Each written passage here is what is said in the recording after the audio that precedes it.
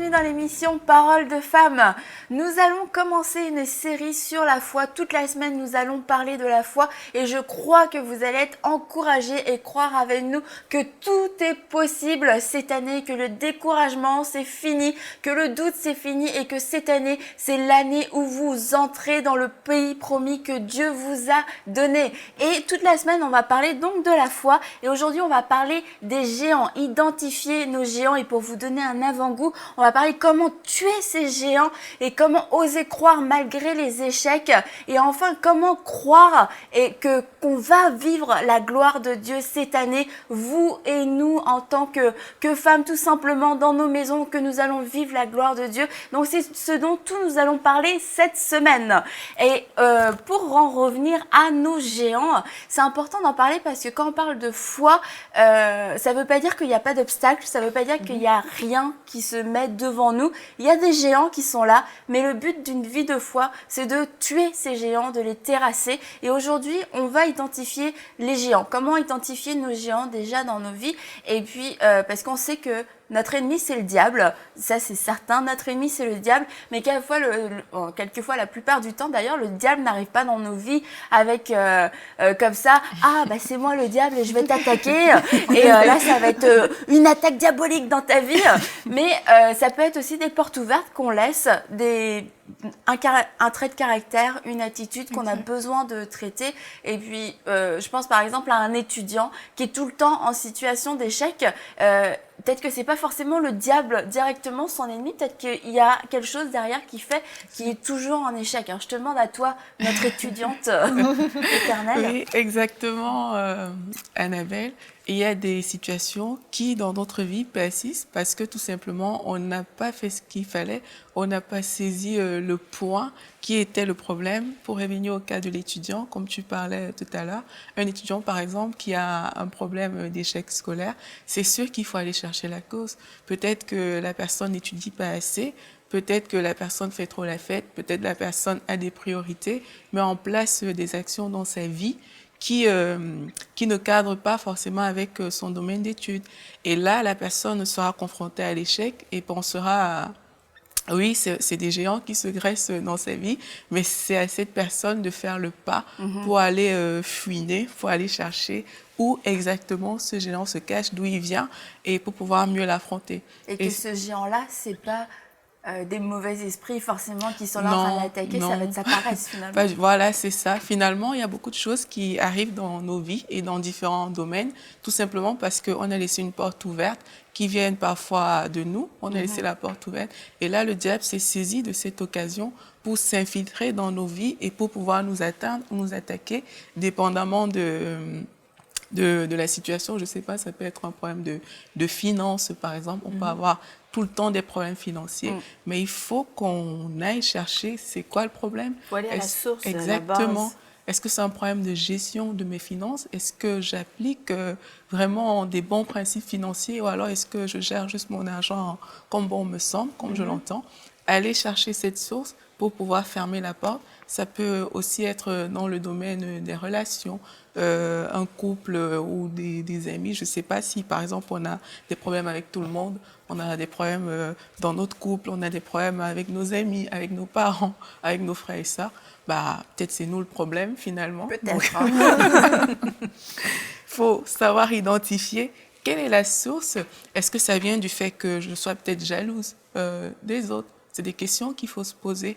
Est-ce que ma jalousie ou le fait que je manque de maîtrise de moi, que je suis colérique, est-ce que ça m'empêche d'avoir des bonnes relations? Est-ce que ça m'empêche de manifester, de percer dans ce domaine, tout simplement? Qu'est-ce qui bloque? Et c'est à ça qu'on est appelé. C'est certain, là, on parle c'est peut-être un sujet qui fait mal, mais en fait, c'est que souvent, il y a des gens qui tournent en rond dans leur vie. Et ce qu'Aurélie parle, je trouve ça, le sujet qu'on parle aujourd'hui, je trouve ça très important. Tu sais, on est en début d'année, de se faire une genre d'auto-évaluation des géants qui pourraient se retrouver dans notre vie. Et aujourd'hui, c'est pas le temps de se mettre la tête dans le sable, puis dire, il n'y a pas de géants dans ma vie, il n'y a rien. Quand on a des géants, quand on a des défis dans la vie, mais c'est comme ça qu'on a des victoires. Sinon, je veux dire, pourquoi avoir la foi quand quand il n'y a aucune adversité. C'est certain, dans la vie, il y a de l'adversité. Et je pense que c'est un bon moment pour tous ceux et celles qui nous écoutent, pour nous-mêmes, de vraiment se positionner et de dire, bien, d'avoir un temps avec Dieu et dire, est-ce que, bon, il y a des géants peut-être des fois qui sont super évidents, mais d'autres peut-être qui sont peut-être plus subtils, et de voir, ben, comment je peux les identifier. Exactement. Tu sais, tu parles de toutes sortes de géants. Des fois, ça peut être notre caractère, ça peut être dans une relation qui est plus difficile, nos finances, comme tu disais. Il y a des choses qui sont vraiment évidentes, mais il y en a d'autres qui sont moins. Puis je pense que ça va être bien important de dire, ben 2016, je veux vivre une année différente. Et si on veut vivre une année différente et dire, ben, souvent, il y a des gens qui ont des projets de changer, ont des projets de faire ci, ça, mais il n'y a jamais rien qui arrive. Mais peut-être c'est parce qu'on prend pas les mesures vraiment pour vaincre les géants. Et puis même, il faut qu'on comprenne que on n'est pas appelé à vivre dans le statu quo. Ça, je le dis parce qu'il y a des personnes qui n'ont pas de géants parce qu'elles n'ont pas peut-être de projet, tout simplement. Mais oui, mais on n'est pas appelé à vivre dans le statu quo ou à faire du surplace. Donc le géant, vraiment, ça peut être ça. Ça peut même juste être de changer la position dans laquelle on est aujourd'hui. On n'est pas appelé à être, je ne sais pas, au même endroit tout le temps. Ça peut être une longue attente. Il y a des personnes qui attendent depuis plusieurs années, je ne sais pas, de se marier. Ça peut être ça, le géant, qui est en face. Et il faut pouvoir trouver pourquoi est-ce que ces situations perdurent dans la vie pour pouvoir l'affronter correctement pour cette nouvelle année. Et aussi identifier réellement le vrai géant. Parce que comme tu parles, quelquefois, il y a des problèmes financiers. Et puis on dit, bah, mon géant, c'est les finances, alors que mon géant, c'est pas mes finances, c'est ma façon de gérer les finances. Qui font que oui, par mon manque de maîtrise, par ma convoitise, bah, le diable me tient tout le temps captif dans ce domaine-là. Et quand on voit le peuple d'Israël dans le désert, il y avait vraiment des géants dans le pays promis, mais les géants n'étaient pas vraiment leur vrai problème, c'était pas leur vrai géant à eux. Leur vrai géant, c'était leur propre incrédulité, parce que les géants, finalement, on a la puissance de les terrasser, mais je pense que souvent, on se trompe d'ennemis, on se trompe de cible, et du coup, on se trompe de manière de combattre. Et quand on n'est jamais dans cette équation-là, bah, c'est sûr que nous, on n'a rien à faire. Et puis, avec toute cette doctrine du combat spirituel qui est vrai, il y a un combat spirituel. La Bible nous dit de prendre les armes spirituelles, donc il y a un combat spirituel, mais ça nous déresponsabilise complètement, comme si on n'avait jamais rien à faire et que le diable était là, partout, caché partout. Puis il faut juste chasser. Mais moi, je ne change pas. Je chasse, mais je ne change pas. Donc là, il y a peut-être un petit déséquilibre. Oui, un petit déséquilibre à faire, parce qu'il y a des gens qui passent leur vie à chasser et qui sont pourtant qui portent pas de fruits dans leur vie, et tu tires des coups dans le vide. C'est sûr qu'il faut toujours regarder vers soi, parce que le premier territoire à conquérir, c'est nous, c'est notre propre façon d'être, c'est notre propre corps, c'est notre propre être qu'il faut d'abord conquérir. Donc il faut toujours regarder à soi avant de chercher le mal dehors. Il faut vraiment prendre le temps de faire une introspection, voilà, c'est ça, personnelle. Et c'est sur cette base qu'on pourra définir quelles sont les causes des échecs. Et aussi, moi, un point que je trouve important, c'est que l'échec peut être relatif pour certaines personnes, mais c'est pour ça que c'est vraiment super important de connaître dans chaque domaine de la vie quels sont les principes bibliques qui y sont rattachés. Parce que c'est le fait de ne pas marcher dans les principes, en fait, qui est un échec. C'est pas juste le fait que les choses ne vont pas comme on veut, c'est vraiment ça. Donc pour moi, c'est super important d'examiner déjà dans tous les différents aspects où on semble avoir des géants qui se graissent, quels sont les principes bibliques qui sont attachés à ces aspects-là. Et une fois qu'on voit qu'il y a des choses qui ne fonctionnent pas correctement, comme ça devrait être dans ces domaines de notre vie, c'est de se dire, OK, moi, je vais chercher la solution. Et c'est comme ça qu'on pourra terrasser les géants. Et comme ça qu'on va pouvoir s'ajuster et faire réellement ce que la parole de Dieu dit, et que dans beaucoup de situations, finalement, c'est suffisant pour avancer et pour terrasser ce qu'on pensait être des géants. Et tu disais faire une introspection et faire le point finalement, et toi aussi tu disais ça. Et puis quand on le fait, quelquefois, ça arrive qu'au final on se rend compte qu'il y a peut-être peut-être aussi des personnes qui reviennent souvent dans nos conclusions. Ça n'a pas marché et un tel était dans le décor, ça n'a pas marché et cette même personne était encore là. Et c'est facile. Il faut faire un équilibre des choses. C'est facile de blâmer les autres, mais aussi c'est facile de se laisser envahir par des personnes qui ne sont pas là pour nous aider à marcher dans la foi. C'est ça, c'est vrai que c'est facile de blâmer les autres, comme tu dis.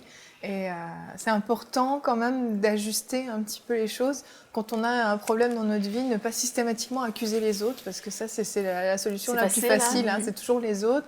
C'est à cause de telle personne qui m'arrive telle chose. Et puis on a souvent ce réflexe, dès qu'il nous arrive un problème, dans notre tête, c'est forcément la faute de telle personne qui a dit ça, qui a fait ça. Donc c'est vrai que c'est facile, mais il arrive que ce soit vraiment le cas. Parfois, il y a des personnes dans nos vies qui sont vraiment des géants, qui sont vraiment des personnes qui nous tirent vers le bas au lieu de nous tirer vers le haut. Ça peut être notre patron, ça peut être un ami, ça peut être même notre mari, notre épouse dans certains cas, surtout dans le cas où on est marié à un inconverti ou à une inconvertie. Donc là, ce sont des personnes généralement qui vont nous tirer vers le bas.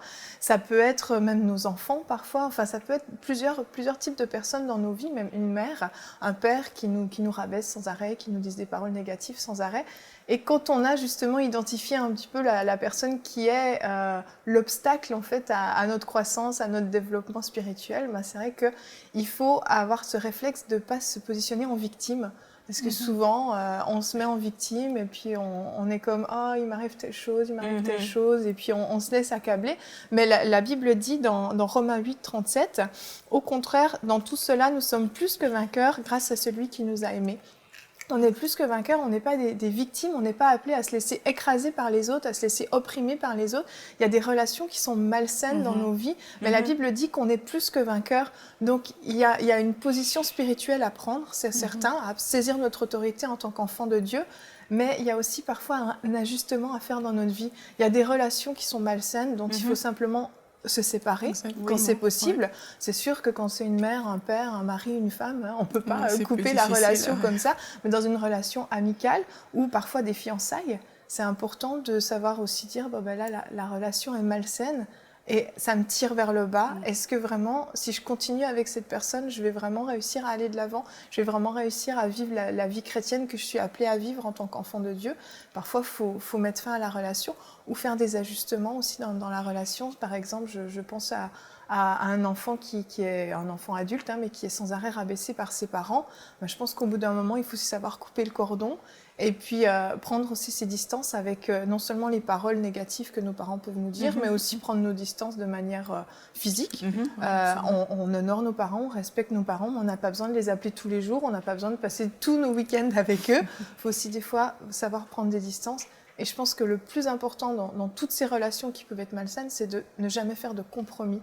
Et ça, c'est vraiment quelque chose, je pense que c'est la chose la plus importante. Quand on sait qu'une personne nous tire vers quelque chose de négatif, de quelque chose qui est contre la parole de Dieu, il faut se positionner, refuser ça et refuser les compromis et dire non, stop, là, je refuse que tu me traites comme ça, je refuse que tu me parles comme ça, ou simplement, peut-être un patron, je refuse de faire telle ou telle chose parce que c'est quelque chose qui est mauvais pour moi, c'est un péché dans certains cas. Donc voilà, refuser aussi le compromis, je pense que c'est important.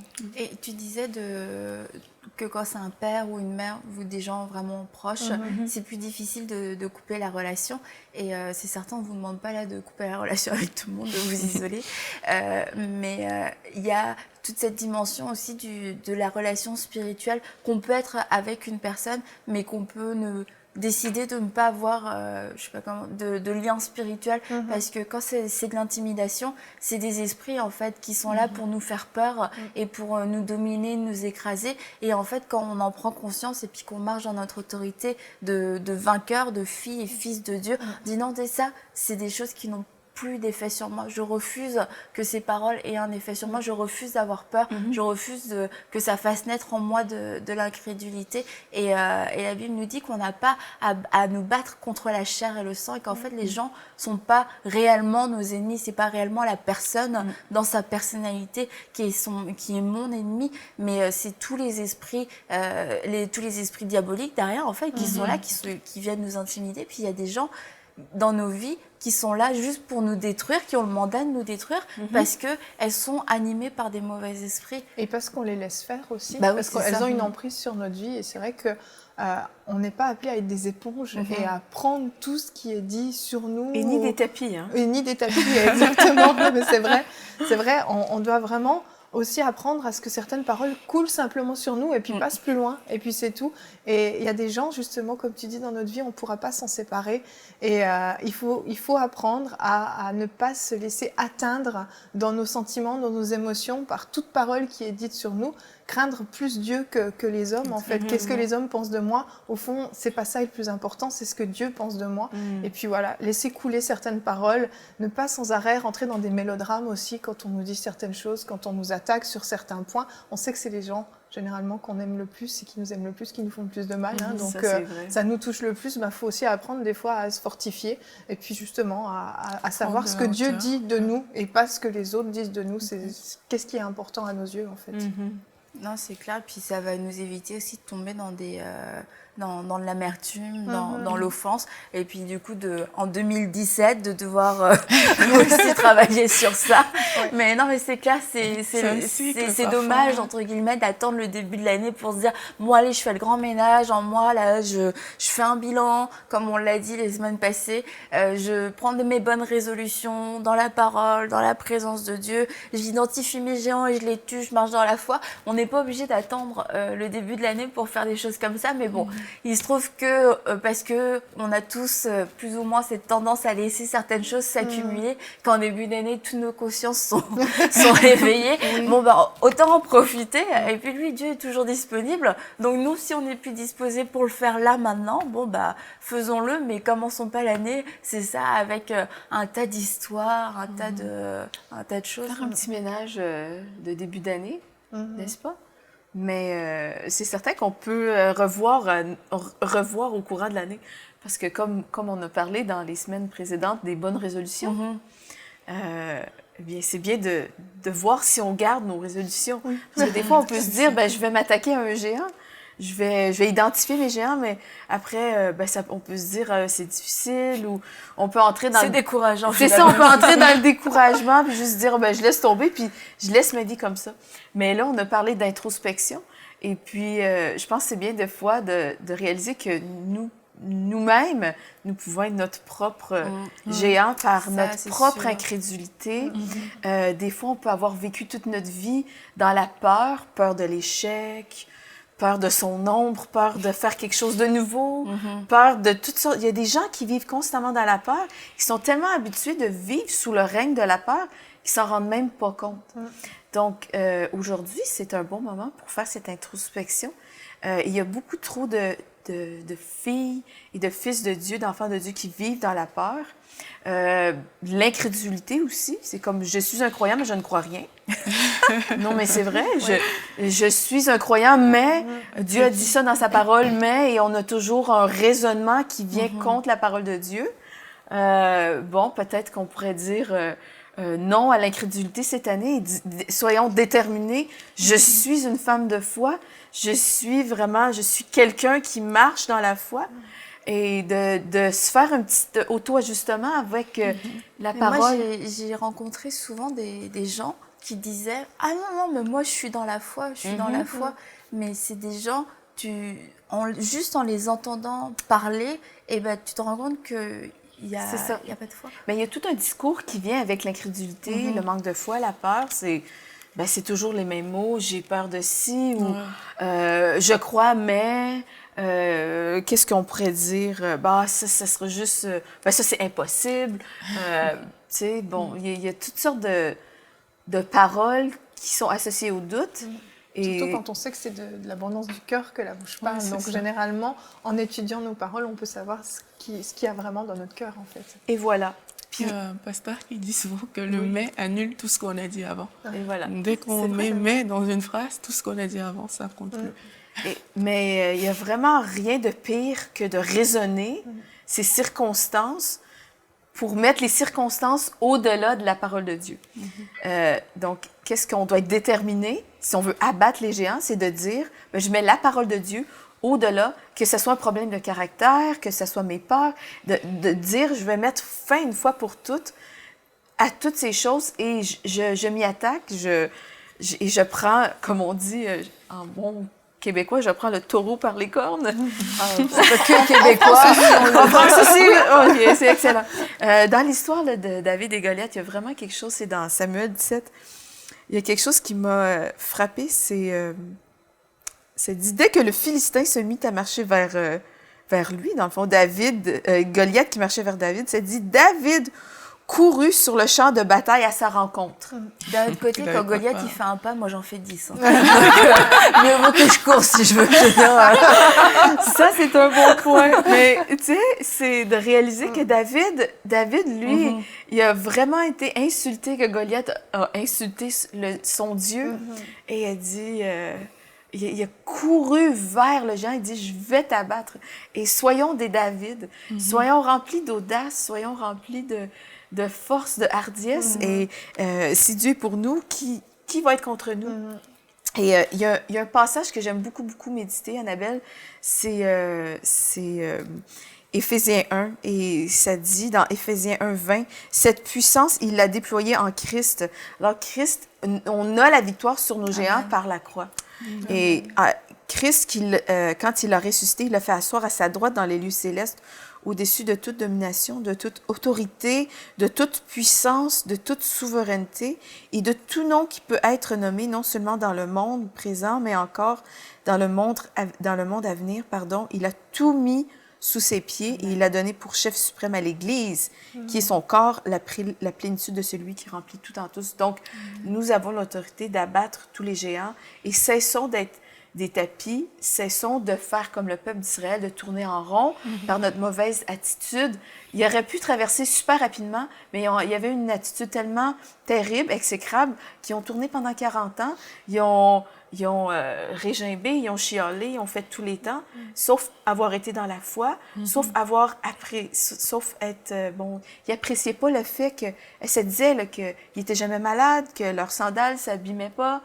Bon, peut-être on a besoin de faire un petit ajustement de vue, de régler notre vision et de demander à Dieu, donne-moi ta vision pour voir ma vie comme tu le vois et donne-moi un changement de cœur, parce qu'on sait que, Dieu nous remplit de son amour, Dieu nous a transformés dans notre esprit, mais c'est toute notre âme qui a besoin d'être transformée. On a besoin de voir les choses comme Dieu les voit, de se voir comme Dieu nous voit. Et si on a des ajustements à faire, eh bien, le faire est vraiment...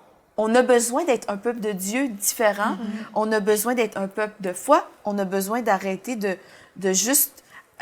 vivre notre vie et qu'il n'y ait jamais de changement, en fait. Dire, j'avais des projets il y a 5 ans, est-ce que j'ai encore ce projet qui ne s'est jamais réalisé? Ah, il s'est jamais réalisé, pourquoi? Parce que j'ai pas... parce que j'ai procrastiné. Et ne pas être dans cette espèce de fatalité, je suis comme ça, et puis voilà, j'ai toujours été comme ça, donc je ne vais jamais changer, et puis prenez-moi comme je suis, et au lieu de réaliser qu'au fond, les choses gravitent autour de nous, donc nos victoires et nos échecs gravitent autour de nous, mais c'est nous qui sommes au centre de tout ça. Et c'est nous qui nous permettons de les avoir ou pas. Christ a tout accompli, tu l'as lu, il a triomphé de tout, il a triomphé du diable, il a triomphé de toutes les dominations, il a triomphé de tout, et il nous a tout donné. Exactement. Mais souvent, nous, on est là et on est dans cette attitude où on se dit, moi, de toute façon, je suis comme ça, moi, j'ai tel problème de caractère, depuis que je suis petite, c'est comme ça, puis une espèce de fatalité, ça va pas changer, mais en 2016, je pense que vraiment, on peut prendre cette décision d'être la personne, d'être la femme que Dieu veut qu'on soit, la femme que Dieu voit qu'on est, en fait, parce que, comme tu le dis, si on arrivait à se voir comme Dieu nous voit, mais on dirait, waouh, mais c'est pas moi, cette personne. Et je pense que c'est vraiment l'opportunité, en début d'année, de partir sur une bonne décision et de réaliser que on peut nous-mêmes gérer nos victoires et nos échecs. Ça Exactement. dépend de nous. Et arrêtons de blâmer les circonstances, de blâmer les autres. Et même Et arrêter attends, de voir oui. moi, et voir Dieu. Parce que si le regard est braqué vers Dieu, vraiment, si on essaie de tourner nos regards vers Dieu, quelle est la situation qui peut défier Dieu? Donc, Amen. juste en tournant le regard vers Dieu, ça change même notre perception. Et le géant devient tellement insignifiant Ben, quand on c'est ça. regarde à la grandeur de Dieu. en fait. Exactement.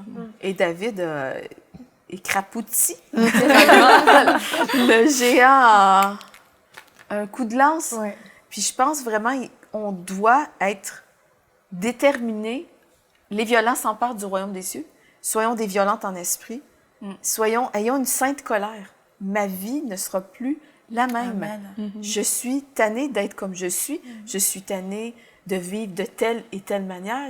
Bon, alors, s'il y a des choses qui nous dérangent, eh bien, prenons les promesses pour ça, sachant que Christ a tout vaincu, qui nous a donné le pouvoir de marcher sur les serpents et les scorpions.